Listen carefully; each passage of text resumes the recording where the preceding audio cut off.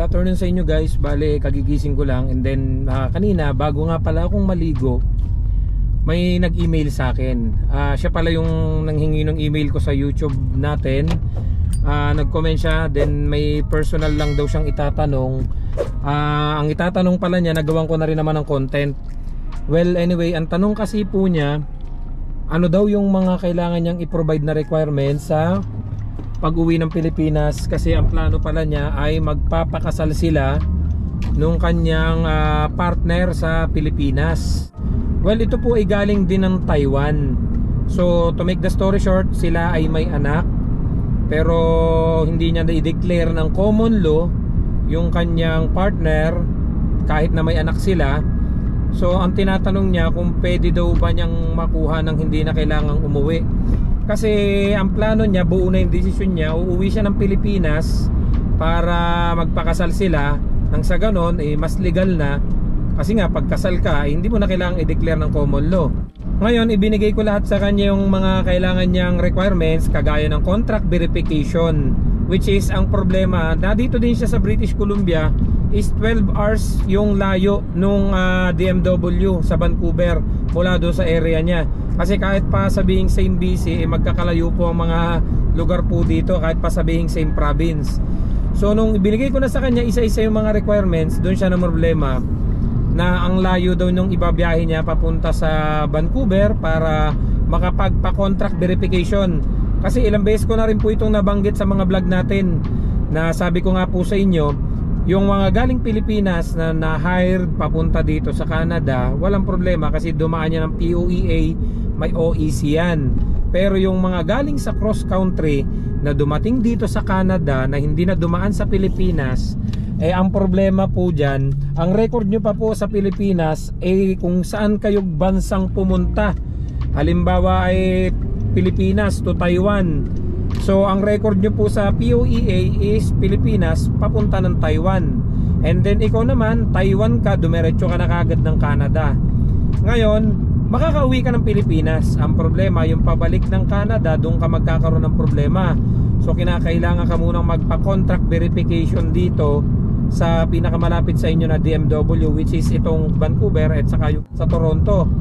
Ang problema niya, yung pag-aasikaso ng mga requirements. Sa kabila ng naibigay ko na sa kanya lahat yung requirements, ang problema niya yung pagpunta sa Vancouver. Ngayon, sabi ko, ano po bang main reason mo? Bakit kinakailangan mong umuwi ng Pilipinas? Sagot niya sa akin, gusto daw niyang magpakasal para ma-declare niya yung kanyang partner. Sabi ko, pwede mo naman siyang i-declare. Kailangan lang ng mga proof na magpapatibay na talagang kayo ay nagsama. For example, sabi ko sa kanya, since nag-live-in naman kayo sa Taiwan, yung narentahan yung bahay, may kontrata yan, kailangan mong ma-provide yan. Even yung mga text messages nyo, yung conversation ninyo, yung pictures nyo together.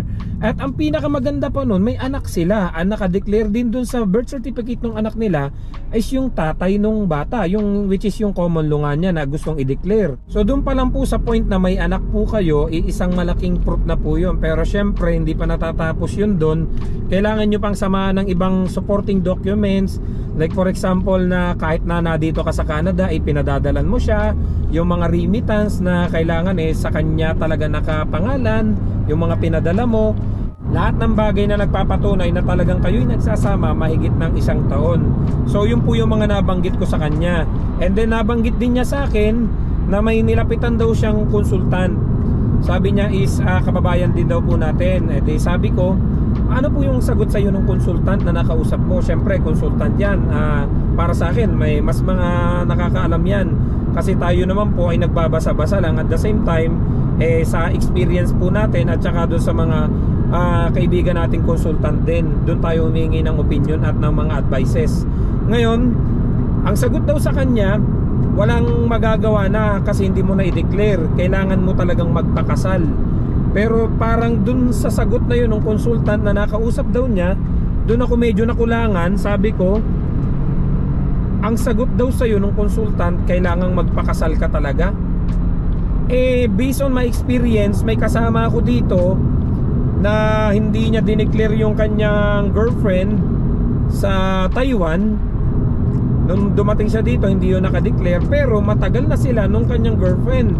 Talagang as in now, I think 5 years na sila nung girlfriend niya. Ngayon, nung kami ay kasama ko siyang lumipat ng trabaho dito sa dairy farm, saka pa lang niya i-declare na common law. So hindi sila kasal. Pero nung dineclare niya ng common law, pati yung CRA i-declare na rin niya doon. Nung nag-apply siya ng permanent residency, ayun, nakapasok na. Nag-medical na, nag-biometrics na rin yung girlfriend niya sa Taiwan. So sabi ko, paano pong nasabi nung consultant ninyo na hindi pwedeng i-declare yung kinakasama nyo, which is may anak naman kayo? Ang sagot niya sa akin, hindi ko nga din po alam kung ba't yun po yung sinabi niya. So ngayon po, iklinaro ko dun sa consultant natin, kay Sir Kel Hansen. Natawa na lang siya kasi nga sabi nga niya, sinong consultant yun? Bakit ganun yung magpayo? And then ang ginawa ko po, ipinayo ko nga sa kanya, pwede mong i-declare yan kasi nga yung kasama ko nga dito, kailan lang i-declare niya na kapag biometrics na kasama na sa PR application niya yon, which is common law lang po yun, hindi pa kasal. So nung nai-advise ko nga po sa kanya yun, nabuhayin siya ng loob, sabi niya maraming salamat kasi nga hindi na daw siya magagastusan kasi ayaw daw talaga niyang umuwi. Kasi alam naman niya na 100,000 yung ticket, balikan, and kailangan pa niyang mag-asikaso ng requirements, which is yun yung isang bagay na nahihirapan siya. Ngayon, ang ginawa ko po, pinag-communicate ko silang dalawa, pinag-contact ko silang dalawa ni Sir Kel at saka siya, tinawagan niya, and then after that, tumawag uli siya sa akin, nabanggit niya sa akin yung napag-usapan nila ni Sir Kel. Sabi nga daw sa kanya, tinatawanan nga daw niya, sinong nagsabi sa'yo, sinong nag-advise sa'yo yung consultant niyan na hindi mo pwedeng i-declare yung partner mo na common law, may anak naman kayo.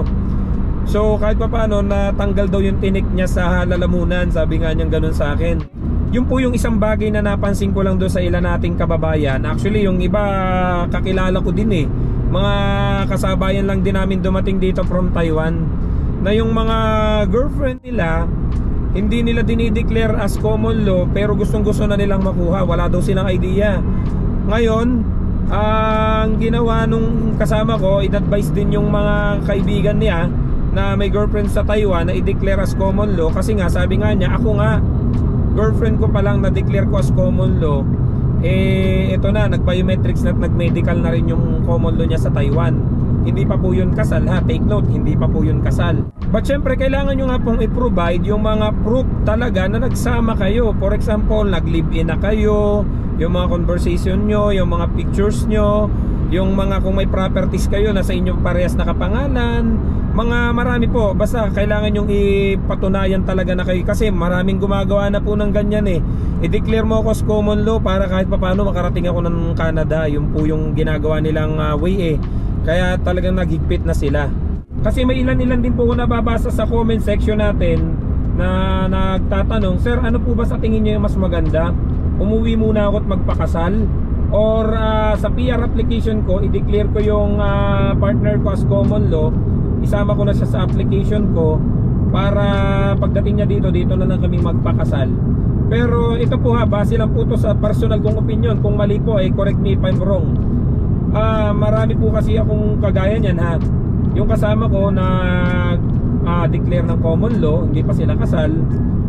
Instead na umuwi siya at magpakasal na mas magastos, dineclare niya ng common law.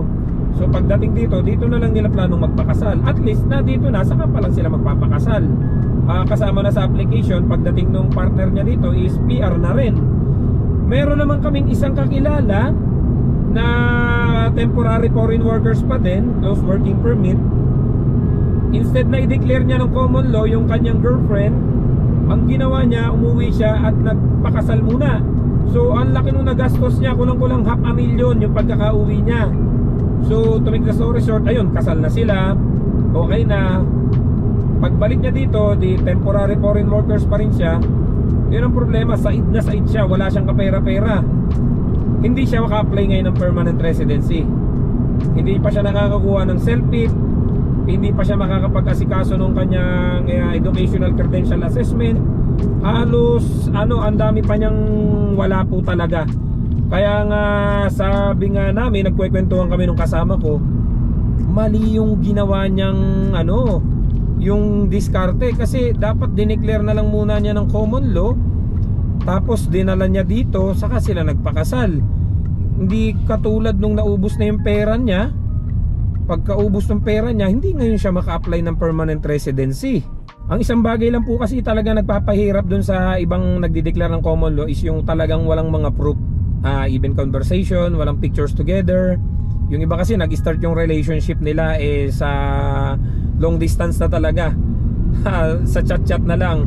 Wala silang mga mai-declare na mga properties na together, or hindi man lang niya pinadadalan. Actually, bigyan ko pa kayo na isang tip. Ang ginawa naman ng iba, pinadadala nila.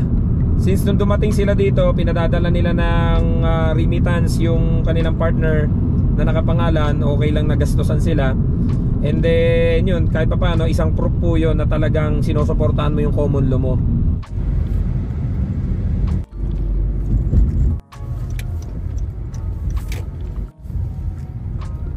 So sana guys nakatulong to para dun sa mga nagtatanong, kasi marami na rin ako nababasa sa comment section natin na gusto na nilang makasama yung mga common law nila, yung mga girlfriend nila, boyfriend nila na matatagal na nasa Pilipinas, na nasa Taiwan.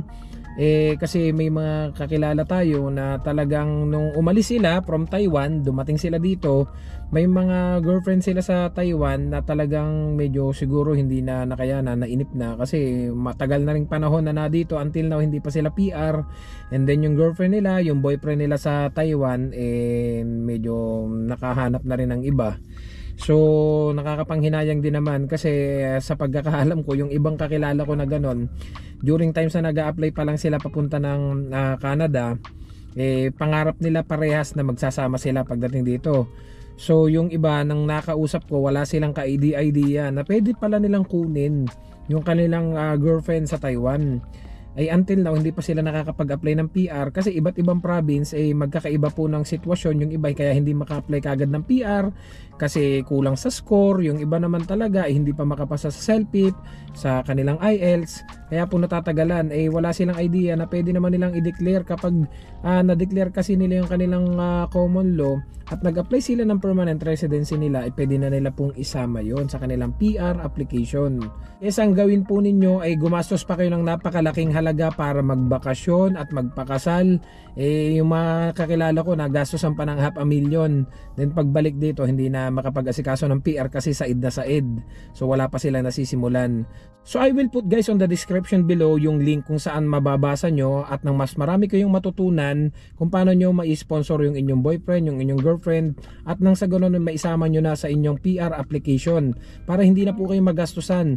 Doon sa mga iba nagpaplano na uuwi sila magbabakasyon at gagastos ng 500,000 or 100,000 para laang po magpakasal at para ma-sponsor yung inyong spouse na dahil married na nga kayo, and then pagbalik nyo hindi naman kayo maka-apply ng PR kagaya ng iba naming kakilala na dahil nga said na said hindi pa sila makapag-asikaso ng kanilang mga requirements para sa kanilang PR application.